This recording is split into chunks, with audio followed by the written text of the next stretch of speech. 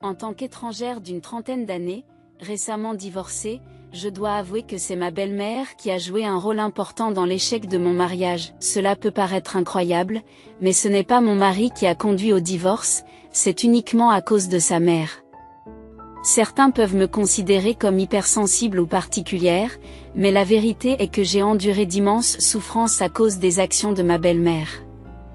Elle ignorait totalement les bonnes manières et ne montrait aucun respect à l'égard d'autrui. Non seulement elle était excessivement matérialiste, mais elle était aussi d'une méchanceté sans pareille. J'aurais dû reconnaître ses traits de caractère avant de me marier. Au début, je pensais qu'il s'agissait simplement d'un conflit typique entre une belle-mère et une belle-fille, mais après notre mariage, elle s'est transformée en une présence cauchemardesque. Permettez-moi de vous parler de ma situation actuelle en m'appuyant sur une analyse approfondie des données. Selon les chercheurs en sciences sociales, les enfants qui grandissent dans les zones rurales ont tendance à avoir un QI inférieur à celui des enfants élevés en milieu urbain. Cependant, je semble défier ces statistiques, car j'ai été considérée comme un prodige bien que j'ai été élevée dans une campagne reculée, ce dont ma mère peut témoigner. Alors que les élèves issus de milieux privilégiés ont souvent recours à des cours particuliers pour améliorer leurs notes, je me suis contentée de regarder des émissions éducatives sur PBS et je me suis toujours classée premier de toute l'école. Je parle aujourd'hui avec fierté de cette réussite, mais en réalité, je n'avais guère d'autre solution que les chaînes éducatives pour occuper mon temps. Pendant mon enfance, j'ai beaucoup profité du visionnage de divers documentaires et émissions éducatives. Bien que je sois née en ville, ma mère et moi avons déménagé dans la maison de ses parents à la campagne après son divorce. Malheureusement, ma grand-mère est décédée alors que j'étais à l'école primaire, laissant à ma mère la responsabilité de gérer un petit restaurant qui lui avait été légué. Nous avons donc continué à vivre à la campagne jusqu'à ce que j'entre à l'université. Bien sûr, comme j'étais jeune et immature, je me sentais frustrée par le manque de divertissement et d'endroits intéressants à la campagne. Cependant, avant que je ne puisse exprimer mes plaintes, j'ai vu ma mère travailler sans relâche et lutter pour joindre les deux bouts. Cela m'a incité à me concentrer sur mes études et à convaincre ma mère de m'autoriser à poursuivre des études supérieures en ville. Par conséquent, je me suis consacrée à l'étude de manière intensive, avec des pauses minimales pour manger et dormir. J'ai délibérément évité de me faire des amis, car je pensais qu'ils entraveraient mes études. Ma détermination était de fréquenter une université prestigieuse afin de trouver un bon emploi et de réussir. Ce vœu m'a servi de mantra personnel, m'hypnotisant et m'incitant à croire en mon potentiel. L'excitation et l'impatience m'envahissaient, car je me rappelais constamment que les souhaits désespérés pouvaient se réaliser. Cette croyance s'est concrétisée lorsque j'ai été acceptée à l'université d'Harvard avec beaucoup de succès. La fierté que ma mère ressentait pour moi était évidente, car elle m'a fourni un appartement à Cambridge et des fonds suffisants pour mes dépenses. Cependant, lorsque je me suis aventurée seule et que je me suis séparée de ma mère, j'ai remarqué un changement important chez elle. Elle semblait plus âgée et plus petite, ce qui m'a fait culpabiliser de ne pas m'être mieux occupée d'elle. Je l'ai encouragée à donner la priorité à son bien-être et à consulter un médecin dès qu'elle se sentait mal. Je l'ai rassurée en lui disant qu'elle ne devait pas s'inquiéter pour moi, car je m'occuperais de tout. J'ai insisté sur l'importance pour elle de se faire examiner régulièrement par un médecin, tandis que je me concentrais sur mes études. Déterminée à améliorer notre situation, je me suis promis de gagner suffisamment d'argent pour que ma mère vienne vivre avec moi en ville. D'ici là, j'ai poursuivi avec diligence diverses entreprises, toujours dans le but d'atteindre la réussite financière. Ma confiance en un avenir prospère n'a pas faibli alors que je me consacrais à mes études et que je poursuivais sans relâche la carrière que je souhaitais. Par conséquent, obtenir l'emploi que je souhaitais n'a pas été aussi difficile que prévu. Je m'étais longuement préparée tout au long de mes études, m'assurant que j'étais bien équipée pour toute opportunité professionnelle. Lorsque j'ai appris que j'étais embauchée dans le service de développement de nouveaux produits d'une entreprise internationale de renom, ma mère n'a pas pu contenir sa joie. Elle s'est exclamée avec fierté que j'étais le prodige de notre ville et a fêté l'événement en offrant des plats gratuits à ses clients toute la journée dans son petit restaurant. Malgré ses bonnes intentions, je lui ai rappelé que son entreprise n'était pas une organisation à but non lucratif. Néanmoins, Je n'ai pas pu m'empêcher de me réjouir, je pensais que cela marquait la fin de mes difficultés et le début d'un chapitre plus heureux de ma vie. Ma mère m'a conseillé de ne pas me surmener et de prendre le temps de profiter de la vie. Cependant, elle était loin de se douter des efforts secrets que j'avais entrepris pour atteindre mes objectifs. En souriant, j'ai reconnu ses paroles sans révéler mes réalisations cachées. Au fond de moi, je souhaitais qu'elle aussi prenne le temps de profiter de sa jeunesse et de sa beauté. Néanmoins, ma détermination à gagner de l'argent rapidement et à lui offrir le plus luxueux des condominiums est restée inébranlable. C'est fascinant de voir que vous rêvez d'une vie extravagante et de la voiture la plus chère. Mais laisse-moi te dire, ma chère fille, que la poursuite de tels désirs matérialistes risque d'accaparer toutes tes années de jeunesse. Ne vous laissez pas tromper en pensant que les appartements de luxe ou les voitures de luxe sont l'incarnation d'une bonne vie. Il y a quelque chose de plus que cela, et c'est quelque chose que tu dois découvrir par toi-même. Il est temps pour toi d'explorer tes propres passions et intérêts sans chercher mon approbation. Tu mérites de profiter de la vie parce que tu as déjà fait de moi la personne la plus heureuse en me montrant ton potentiel. Cela me suffit amplement. Après avoir entendu les paroles de ma mère, je n'ai pas pu m'empêcher de me demander ce que ce monde avait d'autre à offrir que de simples possessions matérielles. Ma curiosité est restée sans réponse jusqu'à ce qu'elle soit révélée par quelqu'un d'inattendu, mon ex-mari. Nous nous sommes rencontrés au travail lorsque j'étais plus jeune et qu'il était de 6 ans mon aîné. Il se distinguait dans notre service, non seulement par sa belle apparence, sa grande taille et son grand sens de l'humour, mais aussi par ses capacités exceptionnelles. Alors que les autres femmes au travail étaient attirées par lui, j'ai gardé mes distances. Je me suis plutôt efforcée de le surpasser en termes de professionnalisme et d'efficacité, déterminée à obtenir des promotions plus rapides. J'acceptais des tâches supplémentaires avec beaucoup de diligence, ce qui attirait l'attention de notre chef de service et nous plaçait finalement dans une position concurrentielle. Ironiquement, au milieu de cette rivalité, notre relation s'est renforcée et nous sommes tombés amoureux l'un de l'autre. Il ne comprenait pas pourquoi j'étais distante à son égard et se demandait si quelque chose n'allait pas entre nous. Je l'ai rassuré en lui disant qu'il n'avait rien fait de mal. Mais j'ai admis que j'avais gardé mes distances. Intrigué, il m'a expliqué que lorsqu'une femme prend ses distances avec un homme, c'est généralement parce qu'elle ne l'aime pas beaucoup ou qu'elle a des sentiments pour lui. Comme il n'avait rien fait pour me contrarier, cela ne pouvait que signifier que je l'aimais bien. Je trouvais sa logique amusante, mais ces mots ont touché une corde sensible en moi, réveillant mes émotions. Comme ma mère l'a dit un jour, j'avais peu d'expérience en matière de relations amoureuses, aussi ces avances m'ont-elles submergée comme un raz de marée. Je n'ai ressenti aucune animosité ou compétition à son égard lorsque je l'ai considéré, et je n'ai donc vu aucune raison de rejeter l'intérêt qu'il me portait. Nous avons gardé notre relation secrète sur notre lieu de travail pendant environ 2 ans, car mon mari a commencé à travailler avant moi. Il était exceptionnellement compétent dans son travail. Naturellement, j'ai été plus performante que mes collègues et j'ai rapidement obtenu une promotion. Au cours d'une conversation informelle entre collègues, il a évoqué le sujet du mariage. Bien que nous ne sortions pas ensemble depuis très longtemps, il a exprimé son désir de m'épouser, citant nos fortes similitudes et notre compatibilité. Je partageais ses sentiments, mais je pensais qu'il était sage de procéder avec prudence et de passer plus de temps ensemble avant de prendre une décision. J'avais encore envie d'apprendre, de grandir et d'accomplir davantage de choses. En outre, ma mère se réjouirait de notre mariage. Comme nous avions tous deux des emplois différents, je ne voyais aucune raison pour qu'il quitte son travail simplement parce que nous étions mariés. Ce serait un gâchis. Se marier ne changerait rien de négatif, cela ne ferait qu'améliorer nos vies. En fait, j'avais déjà informé ma mère de notre relation et elle était impatiente de le rencontrer. Je lui ai demandé s'il avait également informé sa mère de mon existence. Il ne l'avait pas encore fait. Je me suis alors demandé s'il avait vraiment l'intention de m'épouser. Je suppose que je me faisais des idées.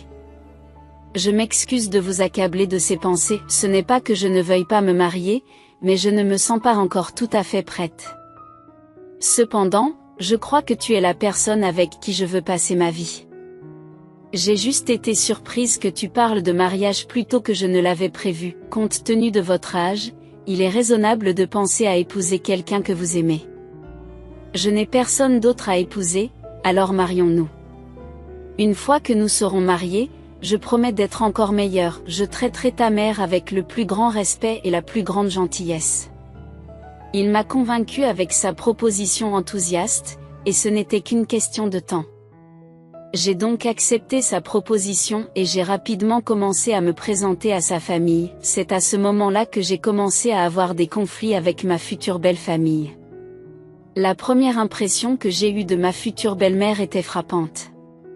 Elle avait un physique imposant et une voix imposante. Ses manières la faisaient ressembler à une femme puissante, de type Amazon. Malgré cela, j'espérais que nous pourrions nous entendre, en supposant qu'elle avait une personnalité unique. Cependant, après une brève conversation avec elle, j'ai eu un sentiment, nous ne pourrions jamais combler le fossé qui nous sépare. Je pensais avoir raison d'hésiter à me marier, mais son comportement ressemblait à une tentative d'affirmer sa domination et de me montrer qui était le chef. Je pensais également que je ne devais pas me montrer vulnérable, mais c'était une erreur de ma part. Cela l'a poussé à me mettre au défi de repousser les limites et de voir qui sortirait vainqueur. Nous étions heureux en apparence, mais à l'intérieur, nous nous livrions en silence à une bataille féroce. D'un autre côté, mon beau-père était plus petit et parlait doucement.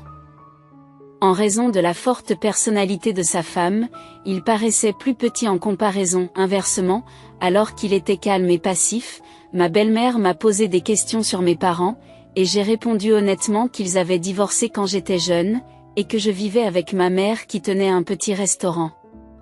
Elle s'est ensuite enquise de l'absence de mon père, me demandant s'il avait eu des problèmes de jeu ou des problèmes avec les femmes.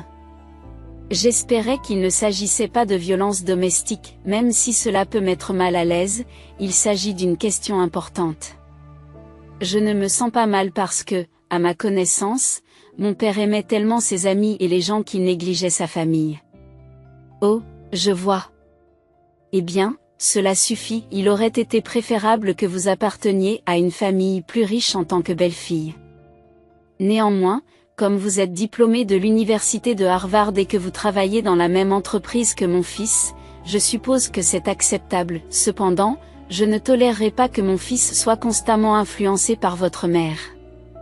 Certaines belles-mères traitent leurs gendres comme s'ils étaient leurs propres fils, mais je déteste cette idée. Tout comme vous n'êtes pas ma fille, mon fils n'est pas le fils de votre famille.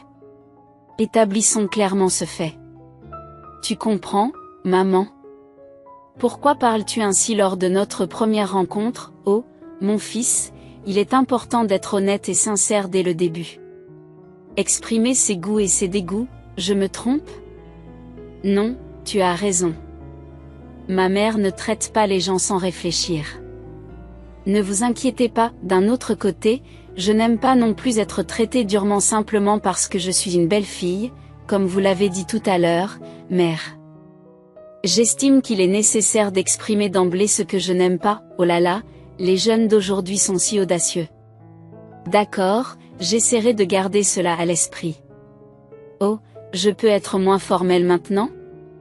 Après tout, nous allons bientôt être une famille. Maintenant que j'y pense, j'ai eu ce genre d'échange avec ma future belle-mère lorsque nous nous sommes rencontrés pour la première fois. L'ambiance autour de ma belle-famille tournait entièrement autour de ma belle-mère et de notre mariage. Elle prenait en charge les préparatifs sans hésitation, à tel point que je ne pouvais m'empêcher de me demander si c'était bien mon mariage ou le sien. Personnellement, je pensais que le deuxième lieu que nous avons visité serait plus approprié pour la cérémonie. Ma belle-mère m'a déconseillé de porter une robe de mariée tapa accent grave-l'œil, qui risquerait de paraître de mauvais goût. Elle m'a plutôt suggéré de me faire une robe sur mesure au même endroit. J'ai accepté et j'ai pris les dispositions nécessaires. Cependant, je ne pouvais m'empêcher de me sentir gênée par son ingérence constante dans toutes les décisions concernant mon mariage. J'avais dressé une liste de cadeaux de mariage pour nos proches et j'ai demandé que nous établissions un budget à cet effet. J'ai également indiqué que je contribuerais financièrement à notre maison de jeunes mariés et aux dépenses liées au mariage. Malgré cela, j'ai exprimé mon mécontentement face à son implication excessive. J'ai fait de mon mieux pour la tolérer aussi longtemps que possible, mais je lui ai laissé entendre un jour que j'avais besoin de plus d'autonomie dans l'organisation de mon propre mariage. Je me souviendrai toujours de la façon dont elle m'a regardé pendant cette conversation. J'apprécie ses tentatives d'aide, mais j'aurais préféré organiser les cadeaux de mariage nous-mêmes car, après tout, c'était notre mariage. Je trouvais frustrant qu'elle essaie de se mêler de tout. Avant même de faire officiellement partie de leur famille, elle semblait me chercher des noises. C'était ironique, étant donné qu'elle m'avait précédemment conseillé d'être franche à propos de mes préférences. Je garderai son conseil à l'esprit. Mais Kevin et moi voulions être les seuls à prendre les décisions, d'autant plus qu'elle ne couvrait pas toutes les dépenses. Il est important de faire la différence entre l'honnêteté et l'impolitesse. Ne pensez-vous pas qu'il est essentiel de savoir ce qu'il faut dire et ce qu'il ne faut pas dire à vos aînés? Oh, je commence à avoir mal à la tête, ma chère. Pourriez-vous me donner un verre d'eau fraîche? Si je vous ai blessé sans le vouloir, je vous prie de m'en excuser. Cependant, nous préférons nous occuper nous-mêmes des préparatifs. Nous devons tenir compte de certains facteurs, tels que les contraintes budgétaires et les goûts personnels. Je lui ai dit cela et je suis partie. Malgré sa colère grandissante, elle a commencé à appeler son mari à plusieurs reprises, en s'énervant de plus en plus. En m'éloignant, j'ai ressenti un certain malaise, mais je ne regrette pas de m'être défendue ce jour-là. Je savais que si je refoulais mes sentiments, cela ne ferait qu'engendrer des problèmes plus tard. Malheureusement, cette rencontre a donné le ton à notre relation, et mon mariage n'a pas été facile dès le départ. Ma belle-mère était de nature vindicative, ce qui s'est manifesté dès les 6 premiers mois de mon mariage. Elle m'a ouvertement dénigré auprès des membres de la famille qui venaient chez eux, sous prétexte que j'avais osé défier son autorité dès le départ. Inutile de dire que c'était décourageant d'entendre de telles choses, mais j'ai réussi à persévérer jusqu'à la fin. J'ai eu l'occasion de me marier et de recevoir des cadeaux de mariage, comme nous le souhaitions. J'ai fait de mon mieux pour la tolérer, supportant ses plaintes incessantes à mon égard. Cependant, elle a franchi une limite que je ne pouvais pas supporter. Elle s'est moquée de la mère d'Yvonne, qui tient un petit restaurant dans une campagne reculée, simplement à cause de son apparition au mariage. J'étais gênée de marcher à ses côtés dans l'allée. Bien que sa robe ait été faite sur mesure comme la mienne, elle ne lui allait pas très bien. Je suis certain qu'elle a dit ces choses en sachant que je pouvais l'entendre. Cela m'a encore plus contrariée, car elle nous manquait intentionnellement de respect, à ma mère et à moi. Je n'ai pas pu m'empêcher de réagir. J'étais donc dans la cuisine en train de couper des fruits. Un couteau à la main, je l'ai planté dans une pomme comme pour faire une déclaration et j'ai quitté la maison précipitamment. Tout le monde, y compris mon mari et sa famille, a assisté à cette scène et s'est figé de stupeur. J'ai claqué la porte d'entrée derrière moi et je suis retournée dans notre maison de jeunes mariés. Quelques heures plus tard, mon mari est rentré à la maison et a commencé à discuter de l'incident avec moi. Il s'est demandé si j'étais toujours en colère et s'est inquiété de mon comportement devant nos proches. Il m'a demandé comment ma mère se sentirait dans cette situation. Je lui ai répondu en lui demandant de réfléchir à ce qu'il ressentirait si ma mère disait du mal de la sienne en présence de nos tantes. Il était essentiel que je défende ma mère, tout comme il attendait de moi que je tolère les commentaires de sa mère sans me plaindre. J'ai expliqué que ma mère se sentait mal depuis que nous avions commencé à préparer le mariage. Je ne l'avais pas mentionné plus tôt, mais ma mère méritait elle aussi d'exprimer ses frustrations. Il m'a demandé si j'attendais de lui qu'il tolère la situation jusqu'à ce que ma mère ait fini d'exprimer sa colère. J'ai reconnu que je pouvais gérer ces sentiments désagréables, mais je me suis demandé ce que ma mère avait fait de mal pour mériter un tel traitement. Avait-elle tort d'être considérée comme vulgaire simplement parce qu'elle vivait dans une zone rurale? Je lui ai demandé de se calmer et lui ai suggéré de s'excuser auprès de ma mère, car elle avait peut-être commis une erreur, mais elle avait encore sa fierté, malheureusement. Ma mère est tombée malade à cause du stress causé par cette situation. Actuellement, un incident l'a clouée au lit. Cela soulève la question de savoir qui est responsable des circonstances négatives dans lesquelles nous nous trouvons. M'as-tu épousé avec l'intention de me soumettre à ce genre de situation? J'ai juste besoin de respirer un peu au milieu de ce conflit. Ma mère tient beaucoup à sa fierté. N'auriez-vous pas pu faire preuve d'un peu de compréhension à son égard? C'est à cause de votre attitude rigide qu'elle s'efforce de vous briser et de continuer à agir de la sorte. Mais oublions cela pour l'instant. Si vous persistez dans ce comportement, je crains de finir par regretter ma décision de vous épouser. Lorsque je me suis mariée, je n'avais pas de grandes attentes, mais j'espérais une vie commune basée sur le respect mutuel. Est-ce trop demandé? Or, il semble que mon mari se soit rendu compte que je n'arrivais pas à évacuer ma colère, ce qui l'a conduit à ne plus rien dire et à se contenter de soupirs lourds, ce qui n'a fait que m'irriter davantage. Même si ma belle-mère le nie, elle se vante souvent de son fils en ma présence. Elle mentionne souvent que des familles riches le désirent et lui offrent des maisons luxueuses et des voitures de luxe s'il se marie avec elle. Elle utilise ce fait pour me rabaisser parce que je viens d'un milieu moins aisé. Nous vivons dans un petit appartement et elle tente continuellement de me rabaisser. Bien entendu, je ne me contente pas d'accepter ces remarques narquoises, je veux qu'elle comprenne que moi aussi, j'ai été poursuivie par de nombreuses familles riches. En fait, je suis diplômée d'un collège de l'Ivy League, qui est bien plus prestigieux que l'université que Kevin a fréquentée, c'est pourquoi je ne pouvais pas supporter ces commentaires ridicules et offensants. Je suis sûre qu'elle n'a pas apprécié ma réponse, mais je ne pouvais pas tolérer qu'elle me traite de la sorte.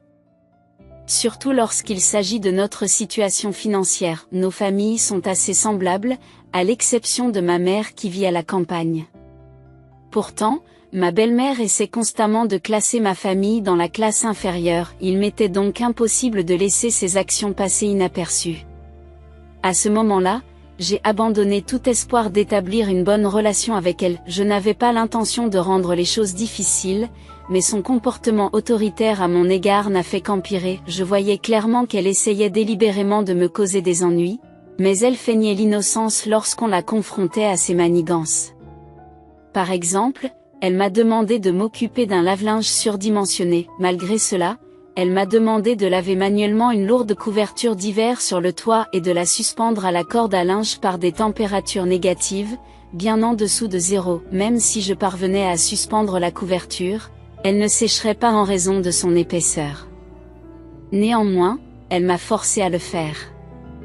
J'ai donc procédé comme demandé et j'ai lavé la couverture. Cependant, lorsque j'ai essayé de l'accrocher à la corde à linge, le poids de la couverture a fait craquer la corde. Comment pouvais-je être censé accrocher correctement une couverture aussi lourde? Aujourd'hui, la couverture est sale et j'ai honte. Serait-il préférable de la porter au pressing? J'ai l'habitude de laver les couvertures à la main à la maison. Comment pouvez-vous me suggérer de la porter au pressing? Je vais relaver la couverture et installer le séchoir, alors laissez-la là, d'accord, mais vous ne pensez pas que la couverture ne séchera pas par ce temps? Elle pourrait geler, tu sais? Pourquoi ne peux-tu pas simplement m'obéir sans ajouter ton grain de sel? Tu dois toujours répondre pour te sentir mieux dans ta peau, c'est comme ça que ta mère t'a élevé? Peu importe. Il semble que tu me renfrogneras à nouveau si je mentionne ta mère. Lavez-le à nouveau et mettez-le sur la grille de séchage. Ensuite, va acheter des côtes à bouillir, et assure-toi de rester près de la cuisinière pour les surveiller afin qu'elles ne débordent pas. J'ai une réunion tôt demain matin. Et alors? C'est ton travail, mais être belle-fille, c'est ma responsabilité. J'avais beaucoup à dire, mais je me suis tue. Elle le faisait délibérément, il était donc inutile de parler.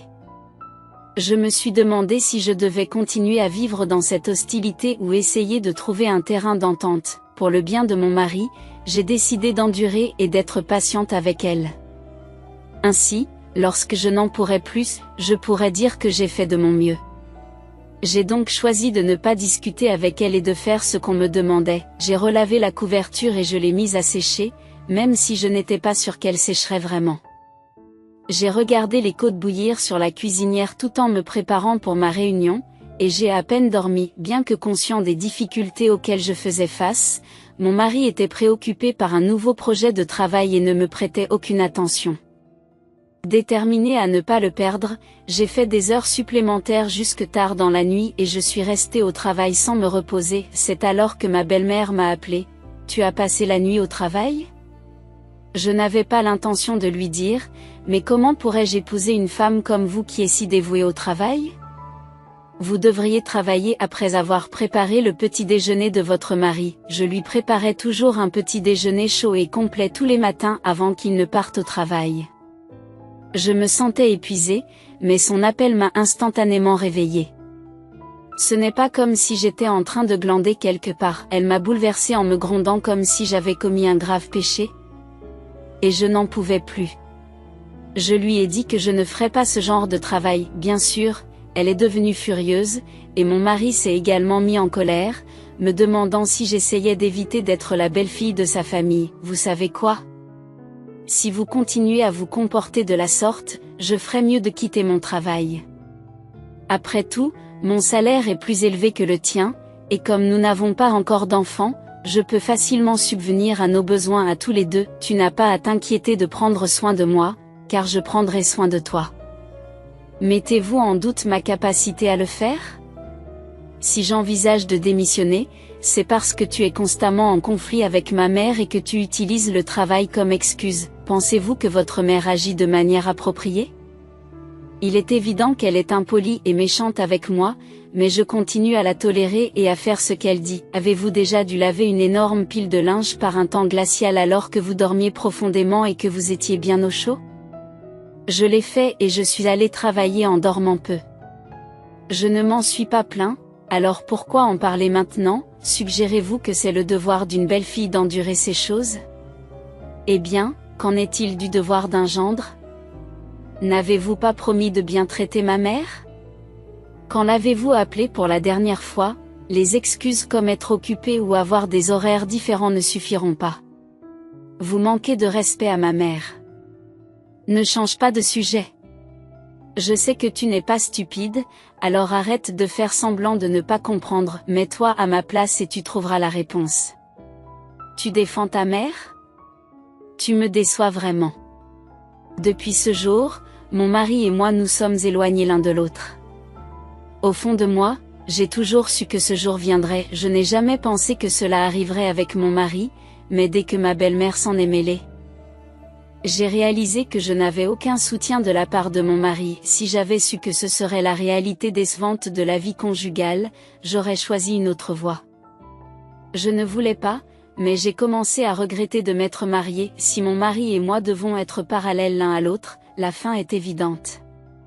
Alors que je réfléchissais à tout cela, un incident décisif s'est produit. Les parents de mon mari étaient impatients d'avoir un petit enfant, mais comme nous ne tombions pas enceintes alors que nous étions mariés depuis plus d'1 an, ils se sont inquiétés. Je pensais que c'était normal, compte tenu de l'état de notre relation et de notre manque d'intimité, mais ma belle-mère n'a cessé de me pousser à consulter un médecin et à faire un test. Je n'avais rien d'anormal, mais ma belle-mère ne cessait de s'en préoccuper. Pour la soulager, j'ai décidé de l'accompagner chez le médecin. Après avoir subi divers tests, les résultats ont montré que j'étais tout à fait normale. Cependant, ma belle-mère n'a pas tenu compte de ces résultats et s'est demandé pourquoi je ne tombais pas enceinte s'il n'y avait rien d'anormal. Le médecin a expliqué que l'infertilité pouvait avoir différentes causes, mais elle semblait croire que j'étais responsable. Elle a refusé d'accepter les explications du médecin et a demandé conseil à une voyante. Cette dernière a contredit les résultats des tests en affirmant qu'il était possible que je porte un enfant d'après mon horoscope. Ma belle-mère a continué à me reprocher notre incapacité à concevoir et m'a même menacé de ruiner l'héritage familial si je ne divorçais pas de son fils. Cette accusation absurde m'a laissé sans voix. Même son fils a pris la parole, se demandant comment elle pouvait exiger le divorce uniquement parce que nous ne pouvions pas avoir d'enfants, alors que l'hôpital avait confirmé que j'allais bien. Autrefois, les femmes étaient ostracisées si elles ne parvenaient pas à concevoir un enfant, indépendamment des progrès de la médecine. Aujourd'hui, nous comprenons que certains facteurs, tels que les influences astrologiques, sont incontrôlables. Mais pourquoi ma belle-mère ne pouvait-elle pas accepter que je sois normale et que je ne parvienne pas à tomber enceinte ? Elle s'obstinait à croire que mon incapacité à concevoir faisait de moi une moins bonne femme. C'était injuste et blessant. J'ai suggéré que si j'étais effectivement normale et que je souffrais d'infertilité, le problème venait peut-être de Kevin. Mais ma belle-mère n'a jamais suggéré qu'il fasse un test de dépistage. C'était comme si elle voulait qualifier mon mari en parfaite santé de stérile. Frustrée, je l'ai confrontée, me demandant pourquoi elle disait des choses aussi blessantes. Sans elle, mon fils pourrait être heureux en ménage et avoir un enfant. Elle a même évoqué l'affirmation de la voyante selon laquelle l'horoscope de Kevin était favorable à la naissance d'un enfant. Elle a essayé de le convaincre qu'il ne devrait pas vivre sans un enfant qu'il appelle papa. C'était une idée terrifiante à entendre de sa bouche. Je lui ai rappelé qu'il y avait d'autres options, comme les bébés éprouvettes, et j'ai suggéré que si elle ne croyait pas que mon horoscope prédisait un enfant, Kevin pourrait avoir un enfant avec quelqu'un d'autre. J'ai précisé qu'Yvonne n'aurait pas son mot à dire si elle ne voulait pas divorcer. N'en pouvant plus de l'écouter, j'ai annoncé que j'allais effectivement divorcer et je suis partie. Plus tard, mon mari m'a expliqué que sa mère était simplement choquée et qu'elle avait parlé sous l'effet de la détresse. Il m'a conseillé de lui laisser le temps de se calmer et qu'elle s'excuserait. Il a prétendu que je ne l'aimais plus, comme s'il était déterminé à me briser le cœur. Mais lorsqu'il m'a dit que je n'avais aucun regret et que mes sentiments pour lui avaient complètement disparu, je vous demande de bien réfléchir, en faisant preuve d'intelligence. Si tu devais divorcer, comment ta mère se sentirait-elle? Je sais que vous tenez à votre mère comme à une fille. Comment pourriez-vous lui apporter une telle tristesse? Contentez-vous de l'endurer et de la tolérer. Je n'ai pas l'intention d'avoir un enfant hors mariage, mais ne devrions-nous pas essayer? Il doit y avoir une solution, s'il vous plaît. Vous êtes si lâche. Est-ce que vous considérez vraiment le point de vue de ma mère, en suggérant que je devrais tolérer le traitement injuste de votre mère et rester silencieux? Est-ce vraiment ce que ma mère désire? Je t'ai épousé parce que je t'aimais, mais pourquoi devrais-je prendre en compte ta famille? Elle n'a aucune importance, même si tu es diplômé de Harvard. Qui voudrait d'une femme issue d'une famille modeste qui ne peut même pas concevoir? Abandonne, calme-toi et reste à mes côtés. Je n'ai toujours pas l'intention de t'abandonner, j'ai dit à mon mari, qui me parlait avec un air de supériorité, que je pouvais effectivement vivre sans lui et que je demandais le divorce immédiatement. Le lendemain, je lui ai présenté les papiers du divorce. J'ai ensuite rassemblé les fonds que j'avais dépensés lors de l'achat de l'appartement, ainsi que les économies que j'avais accumulées depuis notre mariage. J'ai emballé mes affaires avec facilité et je suis partie. J'ai mis en vente sur un site de meubles d'occasion tous les objets que j'avais acquis pendant notre mariage. Heureusement, ils se sont vendus rapidement. J'ai volontairement fixé des dates d'enlèvement à bas prix, et notre maison de jeunes mariés s'est vidée en une journée. Tu as perdu la tête? Nous ne sommes pas encore divorcés, je n'ai pas encore signé les papiers. Vous devez rendre les meubles. Rendez-les. Ces objets ont été achetés avec mon propre argent, et c'est toi qui n'as pas signé, mais je l'ai déjà fait. Je n'ai pas l'intention de vivre comme tu le souhaites. Allez-y et épousez quelqu'un de riche et de prestigieux.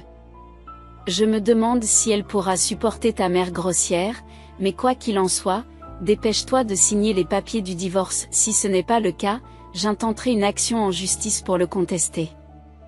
Mon mari a été choqué de trouver la maison vide et m'a appelé, mais nous nous sommes disputés et je lui ai raccroché au nez.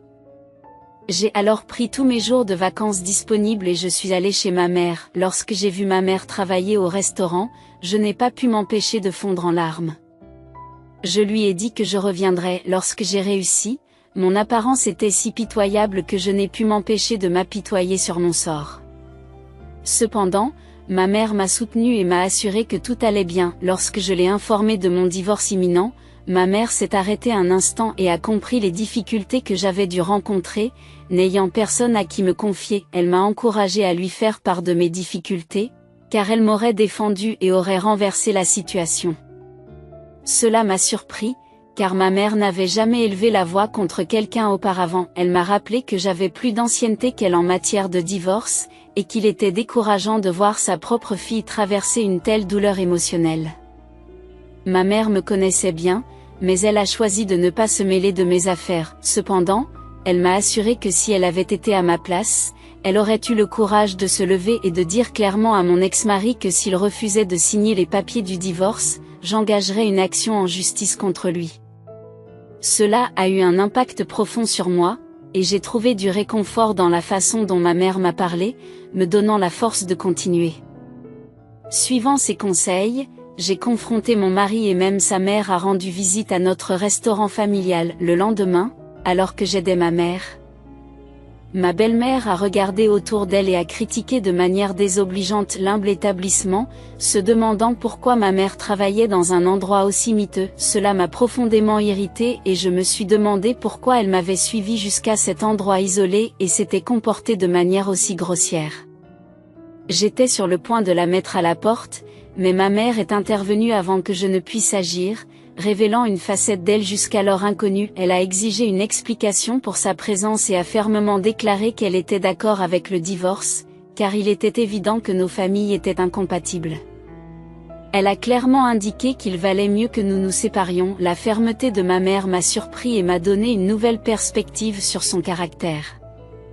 La conversation a dérivé sur nos conditions de vie et ma belle-mère s'est demandé comment ma mère pouvait prendre sa retraite confortablement dans un endroit aussi petit. Elle a laissé entendre que nous comptions sur mon soutien financier après sa retraite.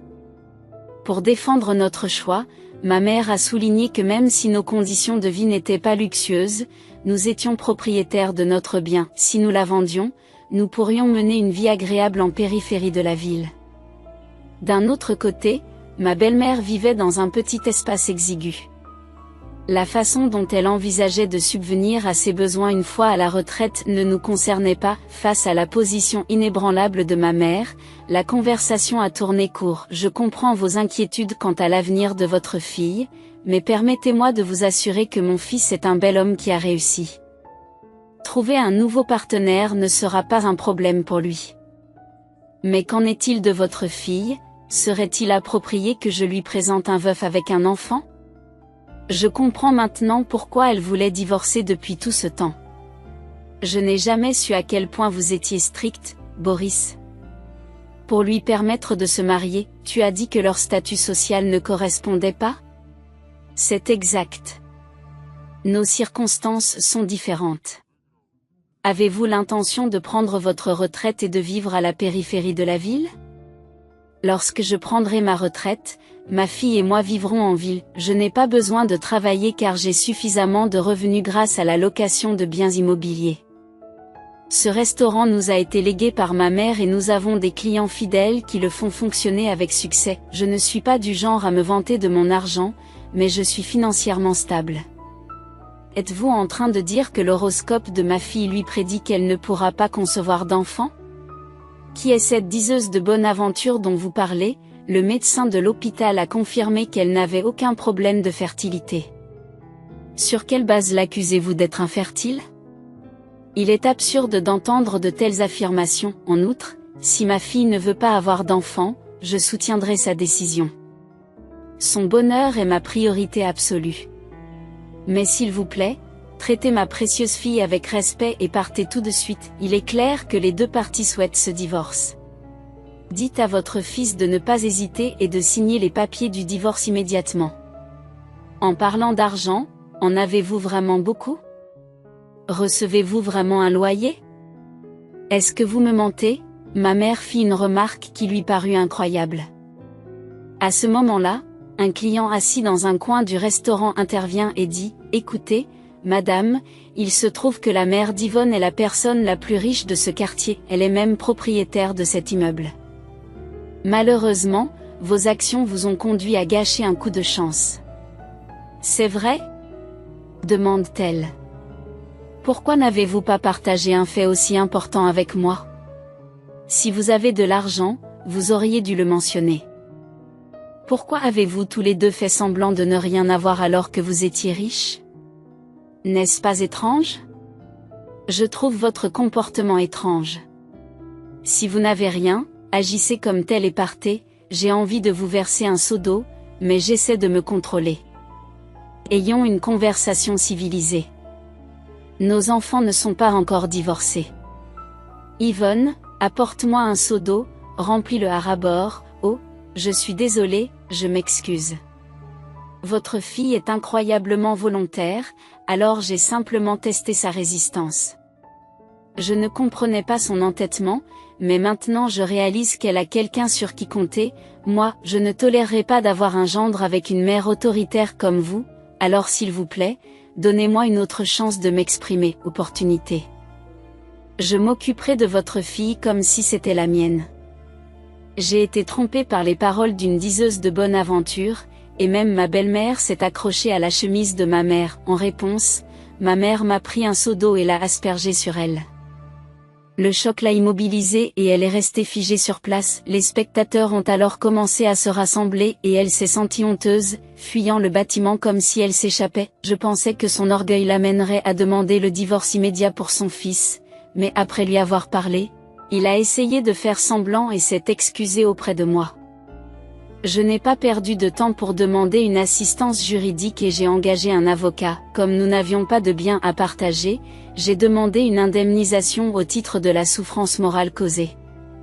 Heureusement, la visite de ma belle-mère au restaurant a fourni une abondance de témoins à l'appui de notre cause, ce qui a permis d'obtenir un jugement rapide. Bien sûr, la nouvelle de notre divorce s'est répandue sur mon lieu de travail, mais j'ai refusé de démissionner. C'est mon mari et sa mère qui étaient responsables de la fin de notre mariage. Et c'est donc lui qui a fini par démissionner. En s'en vantant, il s'est lancé dans de nouvelles entreprises, mais j'avais perdu tout intérêt pour lui. J'ai été attristée de voir la vraie nature d'une personne que je croyais être mon âme sœur. Aujourd'hui, je repars à zéro et je poursuis mes rêves, qui ont été mis en veilleuse à cause de mon mariage. L'un de ses rêves était que ma mère déménage en ville pour vivre avec moi. Bien qu'elle se rende encore au restaurant 3 fois par semaine, elle est désormais à mes côtés et je lui suis reconnaissante d'avoir décidé de me rejoindre. Bien qu'il soit important d'avoir des aspirations, j'apprécie encore plus le temps passé avec ma mère, une lueur d'espoir au milieu d'un mariage difficile. Je voulais passer plus de temps de qualité avec ma mère, qui a toujours été là pour moi. Le lien entre une mère et sa fille est précieux, et je reconnais aujourd'hui que le temps est un élément essentiel. Quand j'étais jeune, je m'efforçais de trouver le bonheur dans les circonstances qui m'étaient données. Il y a longtemps, ma mère m'a encouragée à découvrir ce qu'il y a de mieux dans la vie. Je crois que j'ai trouvé ce qui m'apporte vraiment de la joie. Quand ressentez-vous votre plus grand bonheur? J'espère que vous trouverez la réponse, et c'est ainsi que se termine mon histoire. Je vous remercie de m'avoir écouté. Je l'apprécie de tout cœur. S'il vous plaît, soutenez-moi en laissant vos commentaires et vos sages paroles dans la section des commentaires. Vos likes et vos abonnements me seraient également d'une aide précieuse. Je vous souhaite une excellente journée, amis internationaux.